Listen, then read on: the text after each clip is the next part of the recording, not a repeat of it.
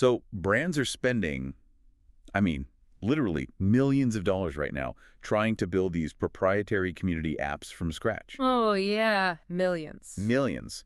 While arguably their absolute most powerful CRM tool is currently just being used to post like blurry photos of half-eaten dinners. Right, or just complaining about the weather. Exactly. I'm your host, and welcome to today's Deep Dive. We have an incredibly fascinating strategy to look at today. Thanks for having me. I'm excited to get into this one because it's so counterintuitive. It really is. So to set the stage for you listening, think about it for a second. When you open up your Instagram and you decide to post something strictly to your close friends list, what does that content actually look like? If you're anything like the rest of us, it is a completely uncurated dumping ground. Right. We're talking chaotic weekend photo dumps, minor rants about your commute, or, a joke that maybe 3 people in the world will actually understand. Yeah, it is the ultimate throwaway setting. It really is the digital equivalent of wearing sweatpants around your house. Sweatpants mode. I love that. Because it's strictly for the people who already know you, who genuinely like you, and who just accept the mess. You aren't trying to impress anyone when you pat that little green ring. You are just existing. Okay, let's unpack this.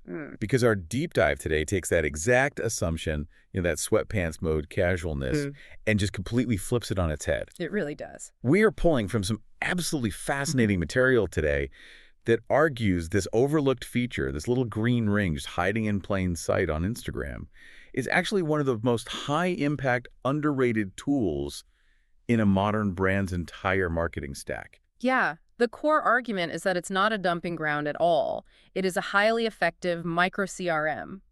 But using it requires a complete paradigm shift in how we think about digital marketing. Because by treating close friends as a throwaway setting, people and brands are basically leaving massive amounts of real brand equity on the table. Exactly. And what we are going to explore today is this concept from the sources called the cost of proximity. The cost of proximity. Right. The overarching philosophy here is that the cost of grabbing a consumer's attention in a crowded feed, well, that's constantly going up.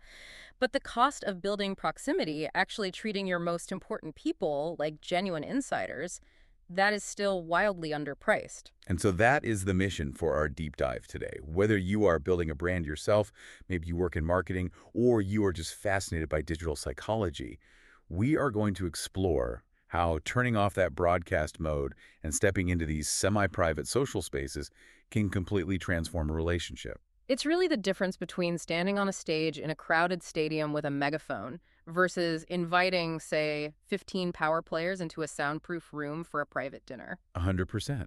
The megaphone gets you reach, sure, but the private dinner party, that gets you unfiltered truth. It gets you absolute loyalty. And that is a crucial distinction because before we can even talk about the tactical execution of using the green ring, we have to look at why that megaphone approach is fundamentally failing to connect right now. Right, because traditional brand building is struggling. It really is. There is a massive blind spot in the traditional marketer's playbook.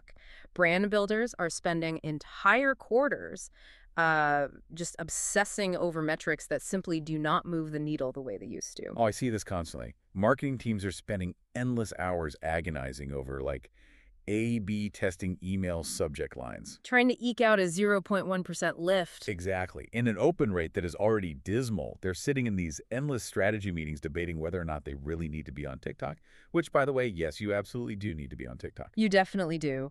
And they're also just deep in the weeds analyzing community platform data. They're looking at tools like TYB, Try Your Best, to track loyalty points and reward programs. And to be fair, those tools definitely have a place. They do. They absolutely have a place. But while these teams are so distracted by all of these traditional, heavily manicured broadcast metrics, they are completely overlooking the most direct, frictionless connection they have. Right, to the exact people who can actually alter the trajectory of their business. Precisely. We are talking about creators, editors, brand partners, early investors, and, of course, their most fiercely engaged community members. And the irony is, where are all those needle-moving people anyway? They aren't eagerly refreshing their inbox waiting for your corporate email newsletter. No, they're already just idly sitting on Instagram. Right. They're right there. They're scrolling while they wait for their morning coffee. But instead of communicating with them, brands are stuck in what the source calls broadcast mode. Yeah, and the distinction between a brand talking at you versus a brand communicating with you is the core of this entire strategy. Right.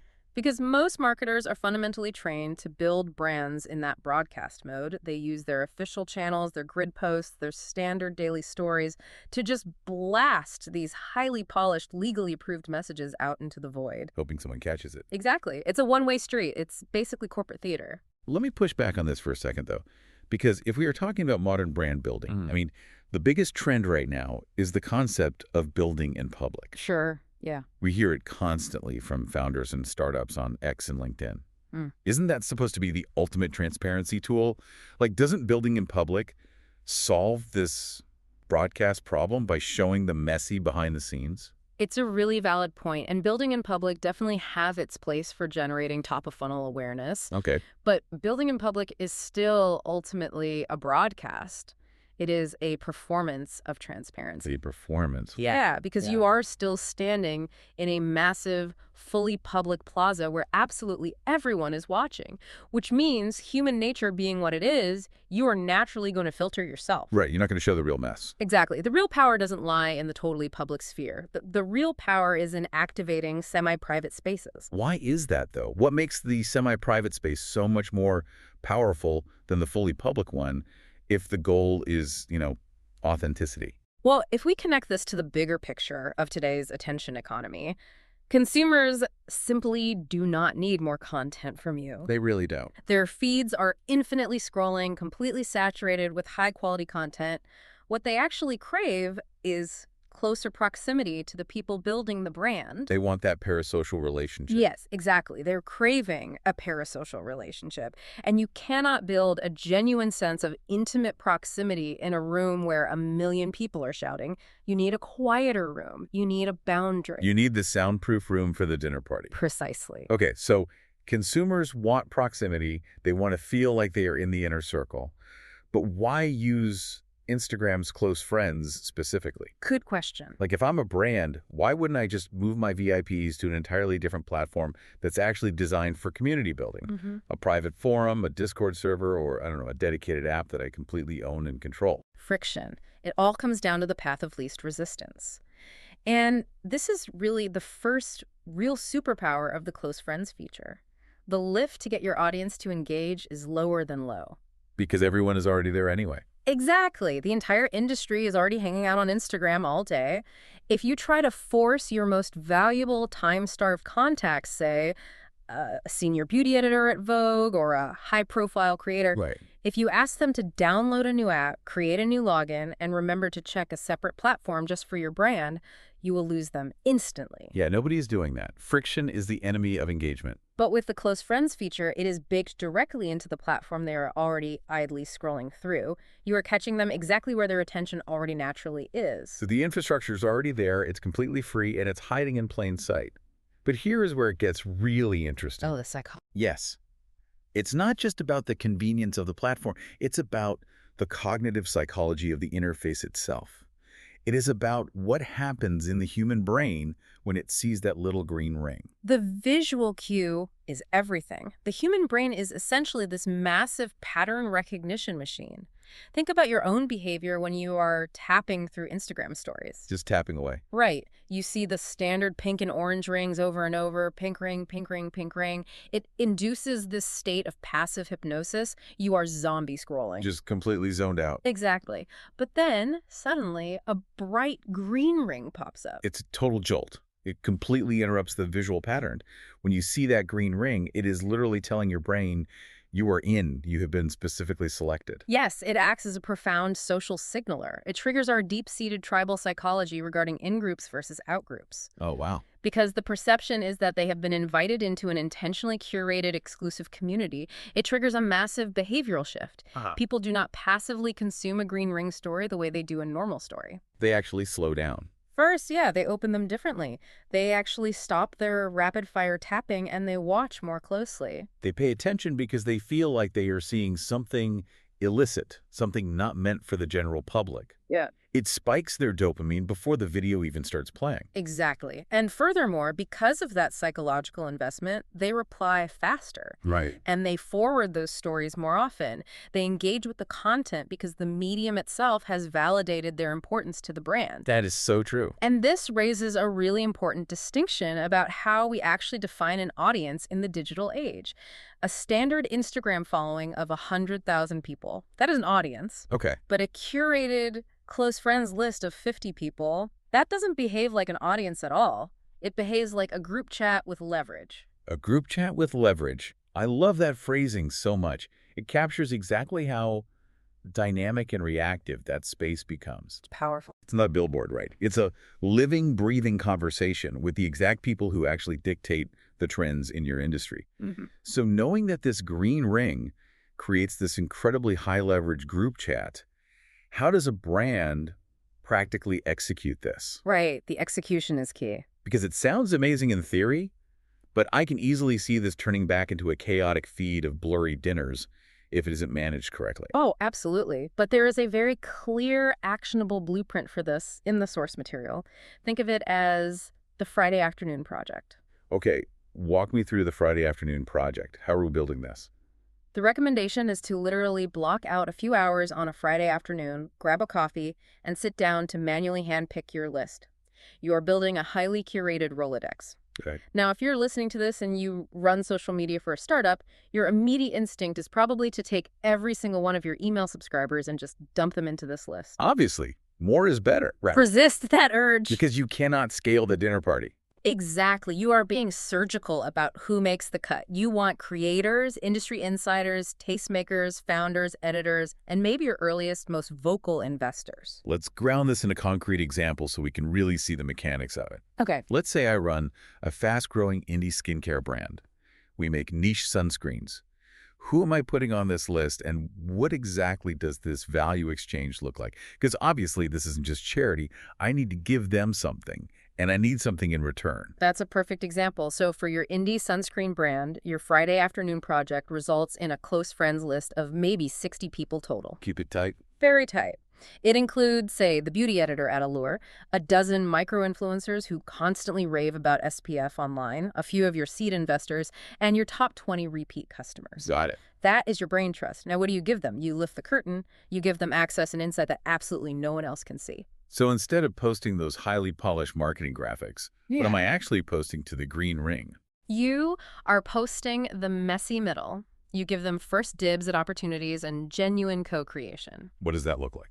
Well, imagine you are developing a new tinted sunscreen. Instead of spending 6 months and $50,000 on a traditional market research agency, you take a quick, unedited video of 2 different prototype packaging colors on your desk.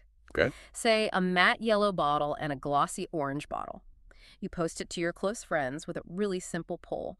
We are torn. Which one feels more summer? That is brilliant, because you aren't just doing rapid free market research. You are manufacturing emotional investment. We really are. Because when that beauty editor at Allure votes for the matte yellow, and then 3 months later, that exact matte yellow bottle lands on her desk for review, she remembers picking it. Exactly. She feels a real sense of ownership over the product. She isn't just a journalist receiving a random PR package anymore. She feels like an advisor. You've completely nailed the psychology of it.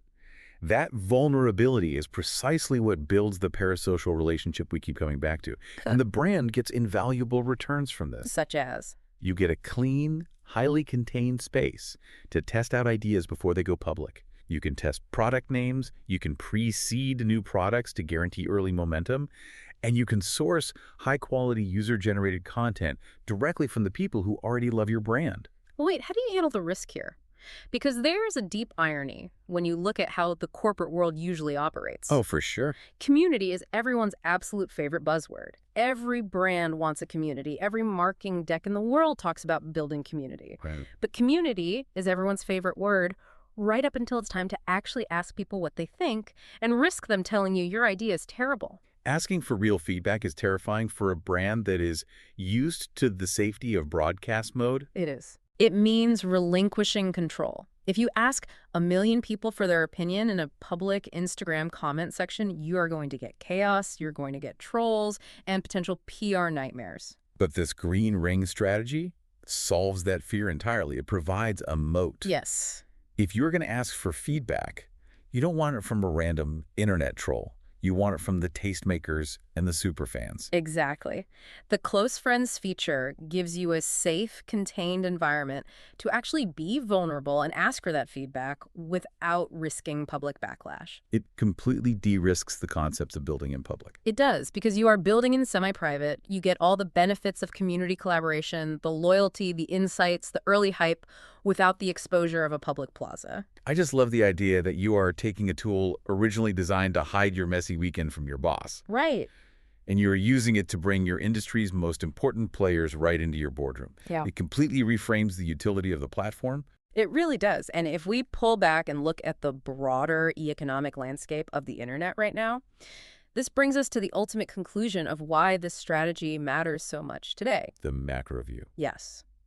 The cost of attention is constantly going up. That is a fundamental reality of digital marketing that is not going to change. No, it's only getting worse. Paying for eyeballs, fighting the algorithm, optimizing those email subject lines to squeeze out another click, it is becoming exponentially more expensive and less effective every single day. The era of cheap digital reach is pretty much over. It is entirely over.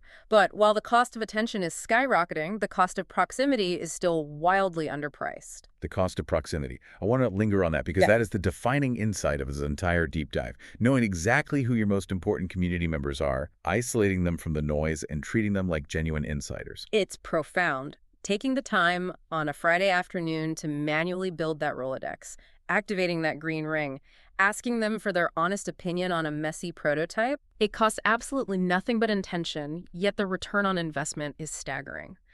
And we need to be very clear on this final point. Okay. Using the close friends feature this way is not a cheap growth hack. It is not a gimmick that will stop working when the algorithm changes. Because it relies on human psychology, not code. Yeah. It's actually incredibly simple. It's almost boring. It is a simple, almost boring way to build the genuine back channel that most brands spend huge amounts of money trying and usually failing to fake. Right. It is raw, it is unpolished, and it is highly effective. If you treat that green ring like the tiny, high-intent CRM that it truly is, it has the potential to quietly become the single most effective brand marketing channel in your entire arsenal. So what does this all mean for you as you navigate the digital world today? Mm. Whether you are running a brand or you are just a consumer trying to make sense of your feed, I want you to think about your own daily digital habits. It's a great exercise. When you are idly scrolling, in that state of passive hypnosis, whose green rings do you immediately click on without hesitation? And more importantly, what does that automatic instinctual reflex tell you about who has truly earned your trust, your loyalty, and your undivided attention in a crowded digital world?